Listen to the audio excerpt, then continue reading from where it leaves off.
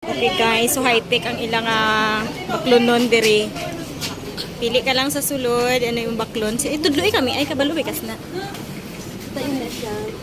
Ang nature spring is 20 pesos. Sulod ka sang points na 20. Or papel. Tapos, Sukli mo dyan. din ka mamili. Ako, may kwarta. Susuk mo lang. Ah, May price. di kung pareha sila presyo.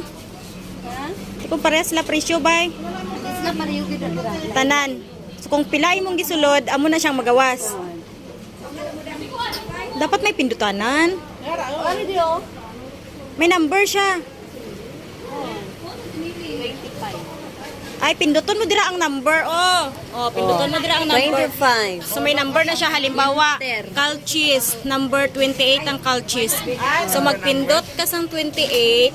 Tapos mahulog ka sang kwarta. So magawas na ang Calchis.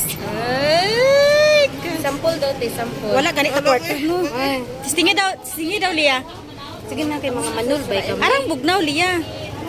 Tag-20 ba pinakanubo? Wala ko 20. Uy, gani ko kwarta. Dala man. Mineral 20. So sinsilyo, dapat ang dala mo eh. Hindi siya pwede papel. Ay, may bills to. Ay, note. Ano lang siya gali ng Insert note. ATM? Credit card. Credit card. So, dapat sinsilyo lang ilang insert coins lang yun siya. Ari suma nakiihi. Man na. Dungan ni Ate Maymay. So, ingatot to siya. Mamili ka ka number. Kung ano nga number mong paliton, halimbawa, Nature Spring Water, number 37. So, you have to click the number 37.